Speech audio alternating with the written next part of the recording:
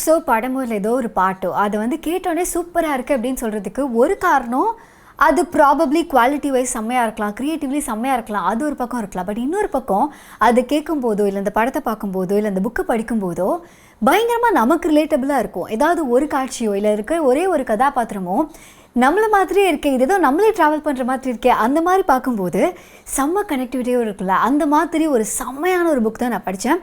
Zumba லஹிரியோடைய இந்த வேரபவுட்ஸ் அப்படிங்கிற இந்த புக். ஆக்சுவலி அவங்க வந்து ஒரு புலிட்சர் ப்ரைஸ் வின் பண்ணியிருக்கிற ஒரு ஆத்தர். அவங்க பயங்கரமாக பாப்புலர். அவங்களுடைய நேம் சேக்குன்னு ஒரு புக் இருக்குது, இன்டர்பிரட்டர் ஆஃப் மெலடிஸ் அப்படின்னு சொல்லிட்டு அந்த புக் இருக்குது. இதெல்லாம் அவங்களுடைய பாப்புலர் ஒர்க். இருந்தாலும் வேரபவுட்ஸ் அப்படிங்கிற அவங்களுடைய இந்த புக்கை எடுத்து படிக்க ஆரம்பிச்சு எடுத்த நாள்லேருந்து எடுத்த மொமெண்ட்லேருந்து கீழே வைக்க மனசே இல்லாமல் 2 நாளில் இந்த ட்ரக்கை நான் வந்து முடித்தேன். இந்த புக்கை பற்றி தான் இன்றைக்கி நான் பேச போகிறேன்.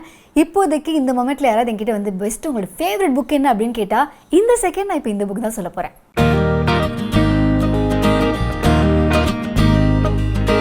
ஒரு முக்கியமான தமிழ் படம். அந்த படத்தில் வந்து ஃப்ளைட்டை பற்றி தான் கதையே. ஒருத்தர் வந்து சீப்பான ஒரு ஃப்ளைட்டை தயாரிக்கிறாரு, இக்கனாமிக்கான ஒரு ஃப்ளைட்டு. அதை வந்து எப்படியாவது அப்ரூவல் வாங்கி மக்களை வந்து விலை கம்மியாக கூட ஃப்ளைட்டில் ட்ராவல் பண்ண முடியும் அப்படிங்கிறது ப்ரூவ் பண்ணுங்கிறதுக்காக ஒரு படம் எடுக்கிறாங்க. சூரியரை போட்டுறது உங்களுக்கு தெரியும். இந்த படத்துக்கான ஷூட் வந்து எங்கே நடக்குது அப்படின்னா ராய்கர் அப்படின்னு சொல்லிட்டு ஒரு இடத்துல நடக்குது. ஸோ இங்கேருந்து நான் ஃப்ளைட் பிடிச்சி அங்கே போகணும். எனக்கான டிக்கெட்ஸ்லாம் புக் பண்ணி கொடுத்துட்டேன். உங்களுக்கு தெரியுமா தெரியல, அதாவது படம் பார்க்கும்போது லைட்டாக கண்ணு மூடிந்தீங்கன்னா நீங்கள் மிஸ் பண்ணியிருந்துருக்கலாம். பட் இருந்தாலுமே வந்து ஏர்க்ராஃப்டில் அவர் எந்தெந்த ஃப்ளைட்லாம் போகாதோ பறக்காதோ அந்த ஃப்ளைட்லாம் நான் தான் வந்து ஒரு அட்டெண்டண்ட்டாக இருந்துருப்பேன். ஸோ அந்த படத்துக்கான ஷூட்டுக்கு போகும்போது ஆக்சுவலி வந்து நான் அங்கே இருக்கிற ஏர்போர்ட்டில் இருக்கிற ஒரு காஃபி ஷாப் அங்கே உட்காந்து அழகாக நிம்மதியாக காஃபியை ரசித்து குடிச்சிட்டு இந்தாங்க பில்லு அப்படின்னு பே பண்ணும்போது அங்கே வந்து ஒரு டிஸ்பிளேயில் பார்க்குறேன். ஏன்னா நம்மளோட ஏர்போர்ட் வந்து சைலண்ட் ஏர்போர்ட் அப்படிங்கிறதுனால அது வந்து போர்டிங் கம்ப்ளீட் அப்படின்னு காமிக்குது, பறக்க போகிறாங்க அப்படின்னு பார்த்தோன்னே ஃபர்ஸ்ட் டைமாக வந்து இத்தனை சயின்ஸ் புக்கில் நம்ம படிச்சிருப்போம் இல்லையா, நீங்கள் ஸ்ட்ரெஸ் ஆகும்போது கால் மட்டும் ஓட ட்ரை பண்ணும், கையெல்லாம் ஸ்வெட் ஆகும், உங்களால் எதையும் பிடிக்க முடியாது, அந்த மாதிரி இருக்கலாம். அந்த மாதிரி ஒரு மொமெண்ட். அப்போ தான் ஃபர்ஸ்ட் டைம் வந்து என் பாடி வந்து அப்படியே ட்ரெம்பிள் ஆகிறத பார்க்குறேன். எனக்கு என்னென்னா இதுக்கப்புறம் இந்த ஃப்ளைட்டை மிஸ் பண்ணிட்டா எப்படி ஷூட்டுக்கு போகிறோம், இதுவரை காலங்காத்தால ஆச்சு, எப்படி உங்களுக்கு இன்ஃபார்ம் பண்ணுறது, இதுக்கப்புறம் எந்த ஃப்ளைட்டில் போகிறது, ஒச்சோ அம்மம்மான்னு சொல்லி பயங்கரமாக பதறிட்டேன். இருந்தாலும் எப்படியோ கடைசியாக ஃப்ளைட் பிடிச்சி போயிட்டேன். பட் இந்த மாதிரி இந்த புக்கில் வந்து நான் படிக்கும்போது இந்த கேரக்டர் வந்து ஒரு ஊரில் இருக்க ஸ்டேஷனில் போய் இந்த மாதிரி காஃபி குடிச்சிட்டு இருக்கும்போது அங்கே பார்த்தா ட்ரெயின் வந்துடும். இவங்க வந்து ஒரு சில ஐட்டம்ஸ்லாம் வந்து ஆர்டர் பண்ணி சாப்பிட்டுட்டு இருப்பாங்க. ட்ரெயின் வந்ததும் பார்த்தோன்னே இந்த கேஷியர்கிட்ட கேட்பாங்க இந்த மாதிரி, ஐயோ ட்ரெயின் வந்துச்சு இப்போ என்ன பண்ணுறது அப்படின்னா, நீங்கள் கிளம்புங்க அப்படின்னு அவர் சொல்லுவார். ஸோ ஷீ வில் ஃபீல் பரவாயில்ல, இந்த மாதிரி நான் இவ்வளோ சாப்பிட்ருக்கேன், இதெல்லாம் குடிச்சிருக்கேன், இருந்தாலுமே வந்து இந்த யூனிவர்ஸோ இல்லை இங்கே இருக்க பர்சனோ வந்து இப்போ என்ன கிளம்புங்கன்னு சொல்கிற அளவுக்கு பண்ணிட்டாங்க, சூப்பர் அப்படிங்கிற மாதிரி ஷீல் ஃபீல். இந்த மாதிரி நிறைய தருணங்கள் எனக்கு ரிலேட்டபிளாக இருந்தது. பட் எனக்கு அவங்க ஃப்ரீயெல்லாம் அனுப்பலை. பில்லு பே பண்ணிட்டு போங்க sir, my flight is going sir, இந்த flight is taking off sir அப்படிலாம் நான் பதறினேன்.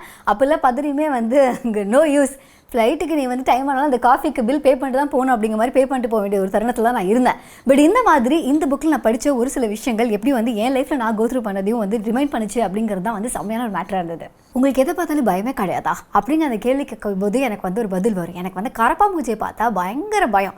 சின்ன வயசில் ஞாபகம் இருக்குது, நடுராத்திரி எந்த சுச்சு போகலாம் அப்படிங்கிறதுக்காக நான் எஞ்சா கூட பாத்ரூமில் ஒரு கரப்பாம்பூச்சியை பார்த்தேன்னா நோ லெட்ஸ் சீ இந்த மார்னிங் அப்படிங்கிற மாதிரி வந்து அந்த பிளானையே வந்து ரிஜெக்ட் பண்ணிட்டு பெட்டுக்கு போகக்கூடிய ஒரு ஆள் நான். இல்லை என் பாட்டி அப்படிங்கிற அந்த வாரியர் அந்த சோல்ஜரை கூப்பிட்டு போய் ப்ளீஸ் அந்த கரப்பாம்பூச்சியை வெளில தள்ளுங்க அப்படின்னு சொல்லி அவங்க கிட்ட கெஞ்சி போராடி அதுக்கப்புறம் தான் ரெஸ்ட் ரூமே யூஸ் பண்ணுவேன். பட் இந்த மாதிரி கரப்பாம்பூச்சிக்கிலேருந்து பல வருஷம் வந்து தப்பிச்சு அதுக்கப்புறமா வந்து நான் கடைசியாக இருந்த ஒரு வீட்டில் வந்து ஒரு பள்ளி ஒன்று வந்துச்சு. அந்த பள்ளி எப்படின்னா நல்ல பெரிய பள்ளி. அது இந்த ஊரில் தான் வந்து நான் இவ்வளோ பெரிய பள்ளிலாம் பார்த்தேன். முதல் முறையாக என் வாழ்க்கையில் பள்ளிக்கிட்ட கடி வாங்கினதும் வந்து சென்னையில் தான். அது ஏன்னா நான் வந்து எனக்கு படுத்த ஒரு பழக்கம் இருக்குது, பக்கத்தில் காலத்துக்கு எங்கேயாவது மேலே வைக்கணும். ஸோ அந்த மாதிரி ஒரு ஆசையில் என்ன பண்ணிட்டேன்னா ஜன்னல் மேலே கால் வச்சுட்டு படிப்பேன். அப்படி நான் ஜன்னலில் வச்சிருந்தனால அது அவனோட ரூட்டு போல் இருக்குது. வந்து காலில் பச்சக்குன்னு ஒரு தடவை கடிச்சிட்டான். என்ன கடிச்சதுன்னு தெரில, நான் காலை உதறனே தொப்புன்னு ஒரு சத்தம் வேறு கேட்டுச்சு. என் பாட்டி எழுப்பி பாட்டி ஏதோ கடிச்சிருச்சு அப்படின்னு. அப்புறம் பார்த்தா அது அவ்வளோ பெரிய பள்ளி. நான் யார்கிட்ட சொல்லவே பள்ளி கடிக்குமா, பள்ளிக்கிட்டலாம் கடி வாங்கியிருக்கேன் அப்படிங்கிற மாதிரி தான் ஆச்சரியமாக கேட்பாங்க. பட் அந்த பள்ளி பார்த்ததுக்கப்புறம் எனக்கு பள்ளியை பார்க்கும்போது தான் ப்ளீஸ் எனக்கு உங்களை பார்த்த பயம் கிடையாது, ஆனால் உங்கள் மெம்பரில் ஒருத்தன் வந்து என்னை அட்டாக் பண்ணிட்டான், அதனால இனிமேல் உங்களோட வந்து நான் சுமூகமான ஒரு உறவில் இருக்க முடியாது அப்படின்னால எப்போ பள்ளி வந்தாலும் நான் ரொம்ப ஃபோக்கஸ்டாக இருப்பேன். உனக்கும் ஏன்னா எனக்கும் வேணாம் அப்படிங்கிற மாதிரி. அடுத்த வீட்டுக்கு போகும்போது அதே மாதிரி ஒரு பள்ளி வந்து அந்த பள்ளி செவுத்துலேயே ஏறாது. அது என்ன பிரச்சனை எனக்கு தெரியல. மேலேயே ஏறாது, ஃப்ளோர்லேயே தான் இருக்கும். ஃப்ளோரில் நானும் நடக்கணும், நீயும் ஃப்ளோரில் நடக்கணும் அப்படின்னா அது எப்படி, ரொம்ப கஷ்டம் இல்லையா? ஸோ அதனால் அதை விரட்டுறதுக்கு வந்து ரொம்ப கஷ்டப்பட்டேன். இதை தள்ளுவேன், அந்த பக்கம் பக்கம் தள்ளுவேன். ஒரு தடவை வந்து அது ஆல்மோஸ்ட் வாசல் கிட்ட வரைக்கும் போயிடுச்சு. அதுக்கப்புறம் அதுக்கிட்ட நிஜமாக வாய் விட்டு கெஞ்சினேன், போயிடு அப்படின்னு சொல்லி கெஞ்சினேன். அதுக்கப்புறம் எனக்கு சிரிப்பு தாங்கலை. அந்த பள்ளிக்கு புரியவா போகுது, பக்கத்தில் இருக்கவங்களுக்கு என்ன காது கேட்டிருக்கும், இந்த மாதிரிலாம் வந்து நான் யோசித்தேன். ஆனால் ஒன்று இந்த மாதிரி உயிரோடு இருக்கிற உயிரினங்களோட போராடுறது, இன்னொன்று வந்து உயிரே இல்லை அது எங்கேயோ அது இறந்து கிடக்குது அப்படின்னா கூட அதை பார்த்தா லைட்டாக ஒரு பயம். ஏன்னா வந்து அதை பார்க்குறதுக்கு ஒரு மாதிரி பயங்கரமாக இருக்கும்ல. அந்த மாதிரி இந்த புக்கில் வந்து இந்த ஆத்தர் வந்து ஒரு இடத்துல வந்து ஒரு ஒரு ஒரு ஊருக்கு போயிருப்பாங்க. அந்த ஊரில் வந்து சுற்றி யாருமே இருக்க மாட்டாங்க. சாலிட்யூட் அட் இட்ஸ் பீக், தனிமையை விரும்பி ஒரு இடத்துக்கு போயிருப்பாங்க. அந்த இடத்துல போகிற வழி ஃபுல்லாக செம்ம அழகாக இருக்கும். இவங்க என்ன எழுதியிருப்பாங்கன்னா, எனக்கு எல்லாமே அழகாக தெரிஞ்சுது அன்டில் அந்த வழித்தடத்தில் வந்து ஒரே ஒரு எலி கழுத்து இல்லாமல் பாடி மட்டும் இருக்க மாதிரி இறந்து கிடக்கும். ஸோ அதை பார்த்துன்னு சொல்லுவாங்க, இவ்வளோ நேரம் அழகாக இருந்த உலகம் ஒரே ஒரு செகண்டில் எனக்கு வந்து பயன்படுத்துகிற மாதிரி ஆயிடுச்சுன்னு. அதுக்கப்புறம் ஒன்றும் இல்லை, அந்த எலியை அள்ளி அவங்க குப்பையில் போட்டது அதை வந்து ஒரு மாதிரி விவரிச்சிருப்பாங்க.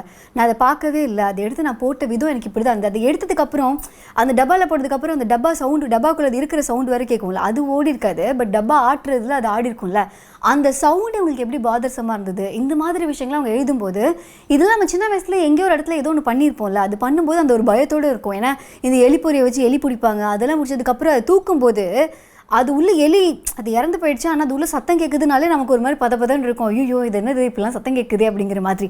ஸோ அதெல்லாம் வந்து இவங்களுடைய வார்த்தைகள் மூலமாக இவங்க சொல்லியிருக்கிறது வந்து ரொம்ப அழகாக இருந்தது. ஆக்சுவலி ஆனால் நம்ம ஜென்ரலாக வந்து ஒரு சில இடத்துக்குலாம் போனால், முக்கியமாக வந்து மலை உச்சிக்கு போகிறோம், இல்லை வந்து ஏதாவது ஒரு ரூஃப் டாப் ரெஸ்டாரண்ட்லாம் போகும்போது அங்கேருந்து கீழே பார்க்குறதுக்கு எப்படி இருக்கும் அப்படிங்கிற மாதிரி நிறைய பேர் ஃபீல் பண்ணியிருக்கோம். அதை பற்றி நிறைய புக்ஸ்லையோ நிறைய இடத்துல வந்து அதை பற்றி எழுதியிருப்பாங்க. இவங்க வந்து ஒரு இடத்துல ஒன்று எழுதியிருந்தாங்க, என்னென்னா ஒரு கிளாஸ் டோர்லாம் இருக்கிற மாதிரி ஒரு ரூஃப் டாப் ரெஸ்டாரண்ட். அவங்க சொன்னாங்க அங்கே வந்து சாப்பிடும்போது மேலே பார்த்தா வந்து ஸ்கை எல்லாம் தெரியுது, அங்கே இருக்க ஸ்டார்ஸ்லாம் தெரியுது அப்படின்னு சொல்லிட்டு. பட் இவங்க வந்து எப்படின்னா ஒரு தனிமை விரும்பி, நான் முன்னாடி சொன்ன மாதிரி ஒரு சாலிட்யூட் இருக்கிற ஒரு பர்சன் தான் இவங்க, இந்த கேரக்டர், இந்த புக்கில் இருக்க கேரக்டர்.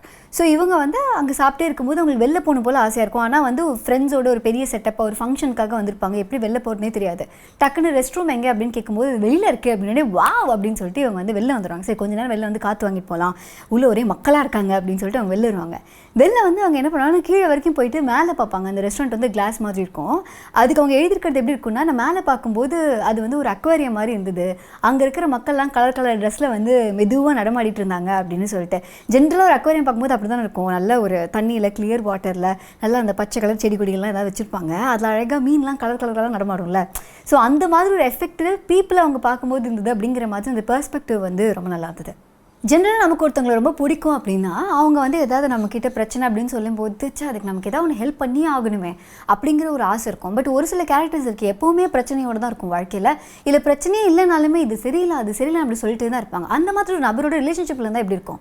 ஸோ இந்த கேரக்டர் வந்து ஒரு காலத்தில் ஒருத்தவங்களை விரும்பியிருப்பாங்க.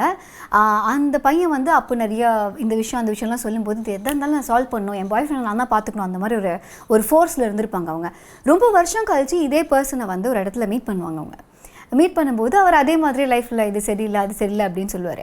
அப்போ வந்து ஒரு வார்த்தை அவங்க எழுதியிருப்பாங்க, இந்த மாதிரி பொதுவாக அவன் என்ன சொன்னாலுமே அந்த பிரச்சனை எனக்கு சால்வ் பண்ணணும்னு தோணும், இப்போ தான் எனக்கு ஃபர்ஸ்ட் டைமாக வந்து பிரச்சனையாக மட்டும் கேட்கணும் போல் இருக்குது, அதில் எனக்கு பெருசாக நான் எதுவும் பண்ணணுங்கிற ஒரு இது இல்லை, அதுக்கு எனக்கு ஆங்ஸைட்டி ஆகலை, அந்த பிரச்சனை வந்து என்னை எதுவுமே பாதர் பண்ணலை அப்படின்னு சொல்லி எழுதியிருப்பாங்க. இது எப்படின்னா நம்ம நார்மலாக ஒரு ஸ்ட்ரேஞ்சர் நம்மக்கிட்ட ப்ராப்ளம் சால்வ் பண்ணும்போது கூட லைட்டாக நமக்கு எம்பத்தைஸ் பண்ண முடியும், ஆனால் ரொம்ப ஓவராக அதை பற்றி நம்ம யோசிச்சிட்டே இருக்க மாட்டோம். ஆனால் ஒரு சில டைமில் வந்து ஒரு மாதிரி நம்ம ரொம்ப டிபெண்டான ரிலேஷன்ஷிப்பில் இருக்கும்போது, டிபெண்டாக இருக்கும்போது அவங்க பிரச்சனை அது நம்ம பிரச்சனை அது அவங்க பிரச்சனை அப்படின்னு சொல்லிட்டு ரெண்டையும் போட்டு அப்படி டேமேஜ் பண்ணுவோம்ல. ஸோ அந்த நேரத்தில் அப்படி ஒருத்தவங்களோட இருந்துட்டு அவங்களுக்கான எல்லா பிரச்சனையும் நம்ம சால்வ் பண்ணிட்டு ஒரு பாயிண்ட்டுக்கு அப்புறம் அவங்களை ஸ்ட்ரேஞ்சராக மீட் பண்ணுற அந்த மொமெண்ட் எப்படி இருக்கும் அப்படிங்கிறத அவங்க எழுதினது ரொம்ப நல்லா இருந்தது. ஸ்விம்மிங் பூலில் அப்படியே ஒருத்தவங்களுக்கும் போகிறதுக்கு கயிறாக இருக்கும்ல, அதை பற்றி அவங்க எழுதியிருந்த ஒரு விதம் வந்து ரொம்ப நல்லா இருந்தது. என்னென்னா நாங்கள் ஒரு 8 பேர் இருக்கோம், அதாவது 8 காலம்ஸ் இருக்குது. ஸோ அதனால் 8 பேர் இங்கே ஒன்றா ஸ்விம் பண்ணுறோம், ஆனால் வந்து தனித்தனியாக இருக்கும், இது யாருமே வந்து இதில் ஒன்று சேரவே போகிறதில்ல அப்படிங்கிற மாதிரி ஒன்று எழுதியிருப்பாங்க. இதையும் தாண்டி ஆக்சுவலி இந்த புக்கு என்ன அப்படின்னு பார்த்தா இது ஒரு ஒரு ஒரு கதை அப்படிங்கிறது கிடையாது, ஒரே ஒரு கதாபாத்திரம். அந்த கதாபாத்திரம் வந்து வீடு, பக்கத்தில் இருக்க டெய்லியும் போகிற ஒரு ரெஸ்டாரண்ட்டு, அதுக்கப்புறம் வந்து அவங்க போகிற பார்லர், ஸ்விம்மிங் பூல், பார்க்கு, ஃப்ரெண்டோட வீடு, ரெஸ்டாரண்ட், இந்த மாதிரி புக் ஸ்டோர், மியூசியம், இந்த மாதிரி ஒவ்வொரு இடத்துல போகும்போதும் அவங்க பார்க்குற விஷயங்கள், அவங்க பார்க்குற மக்கள், அதை அவங்க எப்படி வந்து ஃபீல் பண்ணுறாங்க அப்படின்னு தான். பொதுவாக நம்ம ஒரு குரூப்பாக கேங்காக போகும்போது நம்மளே தான் பார்த்துட்டு இருப்போம், நம்ம தான் பேசிகிட்டு இருப்போம், அந்த மாதிரி ஒன்று இருக்கும்ல. அதை தாண்டி ஒரு தனிமையில் இருக்கும்போது நம்ம நோட்டீஸ் பண்ணக்கூடிய விஷயங்கள் என்ன அப்படிங்கிறது தான் வந்து இவங்க எழுதியிருக்காங்க. ஸோ இந்த புக்கு எந்த மாதிரியான ஒரு புக்குனா எடுத்தோன்னே படித்து முடிச்சிடணும் அப்படிங்கிற மாதிரி இல்லை. இது நான் திருப்பிக்கிட்டே இருப்பேனா, படிச்சுக்கிட்டே இருப்பேனா, ஆனால் இந்த புக்கு மட்டும் முடியவே கூடாது அப்படின்னு ஆசைப்பட்ட ஒரு கதை தான். ஏன்னா கதையில் அடுத்த சீன் என்ன அந்த மாதிரிலாம் ஒன்றுமே இல்லாமல் இந்த கேரக்டர் எங்கெங்கெல்லாம் போகிறாங்க, யார் யாரெல்லாம் பார்க்குறாங்க, அவங்க எப்படி ஃபீல் பண்ணுறாங்க அப்படின்னு தெரிஞ்சுக்கிறதுக்கு ரொம்ப நல்லா இருந்தது. நான் வந்து இந்த ட்ரெயின்லலாம் போகும்போது நம்ம இந்த கொஞ்சம் நேரம் பார்க்கக்கூடிய அந்த ஸ்ட்ரேஞ்சர்ஸ்னு இருப்பாங்கல்ல, பட் அவங்களோட நம்ம கொஞ்சம் ஜேர்னியை வந்து கண்டினியூ பண்ண போகிறோம். ஒரு அட்லீஸ்ட் ஒரு 10 hours 12 hours ட்ரெயின்லலாம் போகும்போது அந்த 10 hours 12 hours மட்டும்தான் அவங்க நம்மளோட கம்பேனியன்ஷிப்பாக இருப்பாங்க. அதுக்கப்புறம் வந்து அவங்க எங்கே போகிறாங்க, அவங்களுக்கு அதுக்கப்புறம் இது எப்படி இருக்க போகுது, இந்த ட்ரெயின் போய் சேர்க்குற இடம் அவங்களுக்கு எவ்வளோ இம்பார்ட்டன்ட் அப்படிங்கிறது நமக்கு தெரியாது. இதில் வந்து அவங்களும் அந்த மாதிரியான பாசபை பற்றிலாம் வந்து எழுதியிருப்பாங்க. ஒரு குரூப் ஆஃப் பீப்புள் இருப்பாங்க, அவங்க எதாவது எழுதியிருப்பாங்க, இவங்கெல்லாம் ஒன்றா இருக்கிறது பார்க்க அழகாக இருக்குது, அவங்க ஒன்றா இருக்கிறது பார்த்தாலே தெரியுது இவங்களுக்கு இதுக்கு மேலே எதுவுமே தேவையில்லை. சரி, அது எந்த மாதிரியான ஒரு கம்பேனியன்ஷிப்பாக இருக்கும்ல, இவங்கள தவிர வேறு எதுவும் தேவையில்லை, இந்த மொமெண்ட்டில் அவங்க ஆசைப்படுறது வேறு எதுவுமே கிடையாது, எல்லாம் ஒன்றா இருக்கணுங்கிறது மட்டும்தான் அப்படின்னு. அந்த மாதிரி கேங்லாம் கூட நம்மளும் ட்ரெயின்லாம் பார்த்துருப்போம்ல. நான் சின்ன வயசில் என் பாட்டியோட ட்ரெயினில் போகும்போது வந்து ஒருத்தங்களை பார்த்தேன், அவங்க பேர் மறந்துட்டேன், அவங்க வந்து ஐஏஎஸ்க்கு படிச்சுட்டு இருந்தாங்க, எக்ஸாம் எழுதிட்டுருக்கேன் அப்படின்னு சொன்னாங்க. அவங்களுக்கு கலெக்டர் ஆகணும்னு பயங்கர ஆசையாக, அப்போயே வந்து ரொம்ப ட்ரெயின்லையும் படிச்சுக்கிட்டே இருந்தாங்க. பட் நான் அப்போ சின்ன பொண்ணாக அதனால போய் விளையாண்டே இருப்பேன். இப்போ அவங்க கலெக்டர் ஆகிட்டாங்களா என்னென்னு எனக்கு தெரியல. பட் நீங்கள் பார்த்த அந்த சின்ன பொண்ணு நான் தான், உங்களுக்கு டேமேஜ் பண்ண அந்த சின்ன பொண்ணு நான் தான். சீண்டிக்கிட்டே இருந்தேன், நிறைய கேள்வியெல்லாம் கேட்டேன். நீங்கள் கலெக்டராக போகிறீங்கன்னா உங்களுக்கு அப்போ இது தெரியுமா அது தெரியுமா அப்படிலாம் கேட்டேன். அவங்க நம்பர் வாங்கி ரொம்ப வருஷம் பேசிட்டுலாம் இருந்தேன். பட் அந்த கொஞ்ச நேரம் அந்த ட்ராவல் இருக்குல்ல, அந்த ட்ராவலில் வேறு கம்பார்ட்மெண்ட் நான் போனாலும் அவங்க அங்கே இருந்தாங்கன்னா இவங்க இங்கே தான் இருக்காங்க, இதான் நம்ம கம்பார்ட்மெண்ட் அப்படின்னு சொல்லி ரிட்டன் வந்த அந்த ஒரு ஜேர்னி. ஸோ இந்த மாதிரியான பல ரிலேட்டபிளான மொமெண்ட்ஸ் வந்து இந்த புக்கு ஃபுல்லாக நிரம்பியிருக்கு. ஸோ ஜும்பா லஹரியோடைய மற்ற புக்ஸையும் வந்து படிக்கணும்னு ஆசைப்படுறேன். நீங்கள் ஆல்ரெடி படிச்சிருந்தீங்க அப்படின்னா அந்த புக் பற்றி நீங்கள் கமெண்ட் பண்ணலாம். வேர் அபவுட்ஸ் இந்த புக் வந்து யாருனாலும் படிக்கலாம், குட்டி குட்டியாக ஒவ்வொரு பிளேஸ் பற்றி தான் இருக்குது அப்படிங்கிறதுனால நீங்கள் படிக்க ஆரம்பித்து எவ்வளோ ஸ்லோவாக சாப்பிட முடியுமோ அவ்வளோ ஸ்லோவாக அந்த வேர்ட்ஸ் எல்லாம் நீங்கள் சாப்பிடலாம். வேர்ட்ஸ்னாலே ஞாபகம் வருது, அவங்க அதுலேயும் ஒன்று எழுதியிருப்பாங்க, ஒரு ஆத்தரோட ரூமில் போய் உட்காந்துருப்பாங்க, அதுக்கு வந்து எழுதியிருப்பாங்க இந்த ரூமில் தான் வந்து அவருடைய தாட்ஸ், அந்த வார்த்தைகள்லாம் அப்படியே காற்றுல இருந்ததெல்லாம் வந்து அவருடைய பேப்பருக்கு வந்துச்சு, இங்கே தான் அவர் இது எழுதியிருக்காரு. ஸோ அதெல்லாம் ஒரு மண்டேலேருந்து இந்த காற்றுலேயே ட்ராவல் பண்ணிட்டு இருந்தது அப்படிலாம் எழுதியிருப்பாங்க. இது தாண்டி இந்த புக்கை பற்றி பேசக்கூடாதுன்னு நினைக்கிறேன், சுப் அப்படின்னு இருக்குன்னு நினைக்கிறேன். ஸோ இந்த வேர் அபவுட்ஸ் அப்படிங்கிற புக் உங்களுக்கு வேணும் அப்படின்னு நினச்சிங்கன்னா இதுக்கான லிங்க் கீழே இருக்குது, அதை கிளிக் பண்ணி இந்த புக்கை நீங்கள் வாங்கிக்கலாம். ஆத்தர் பேர் நான் ஜம்பா லஹரி அப்படின்னு எல்லாம் ப்ரொனவுன்ஸ் பண்ணுறேன். ஆக்சுவலி ப்ரொனன்சியேஷன் எப்படின்னு தெரியல, பட் இட்ஸ் ஓகே. இந்த மாதிரியான மொமெண்ட்ஸ்லாம் வந்து என்னை பார்த்தா நீங்கள் கேட்கணும்னு அவசியம் இல்லை. இந்த பள்ளி கதை, அப்புறம் வந்து நான் வந்து காஃபி சாப்பிட்டு ஃப்ளைட் மிஸ் பண்ண கதை, இந்த மாதிரி கதைகள்லாம் வந்து நீங்கள் ஆடியோ மட்டுமே கேட்டால் போதும் அப்படின்னா ஸ்பாடிஃபைல இந்த புக் ஷோடைய பாட்காஸ்ட் வந்து எக்ஸ்க்ளூசிவாக இருக்குது. ஸோ அதில் வந்து அதுக்கான லிங்க்கும் கீழே இருக்குது, அதை கிளிக் பண்ணி நீங்கள் பாட்காஸ்ட்டாக கேட்டுக்கலாம். இந்த வீடியோ உங்களுக்கு பிடிச்சிருந்ததுன்னா லைக் பண்ணுங்கள், கமெண்ட் பண்ணுங்கள், ஷேர் பண்ணுங்கள். மறக்காமல் த புக் ஷோக்கு சப்ஸ்கிரைப் பண்ணுங்கள். ஆர்ஜே அனிதா என்ன ஃபேஸ்புக், இன்ஸ்டாகிராம், ட்விட்டர் மாதிரிலாம் ஃபாலோ பண்ணலாம். அதே மாதிரி த புக் ஷோவையும் ஃபேஸ்புக், இன்ஸ்டாகிராம், ட்விட்டர் மாதிரிலாம் நீங்கள் ஃபாலோ பண்ணலாம். குட் ரீட்ஸில் இதே மாதிரி நிறைய புக்ஸ் இருக்குது. ஸோ அந்த புக்ஸில் நான் எல்லாம் படிச்சுட்டு இருக்கேன் அப்படின்னு ஆசைப்படுறேன் அப்படின்னா அப்டேட்ஸ்லாம் கொடுத்துட்டே இருப்பேன். ஸோ குட் ரீட்ஸை நீங்கள் என்ன ஃபாலோ பண்ண நினச்சிங்கன்னா அதுக்கான லிங்க்கும் கீழே இருக்குது. இதையும் தாண்டி நீங்கள் என்கிட்ட வந்து எதாவது ஷேர் பண்ண அப்படின்னு நினச்சிங்கன்னா rj@thebookshop.in அப்படிங்கிற மெயில் ஐடிக்கு நீங்கள் மெயில் அனுப்பலாம். ஓகே, பாய்.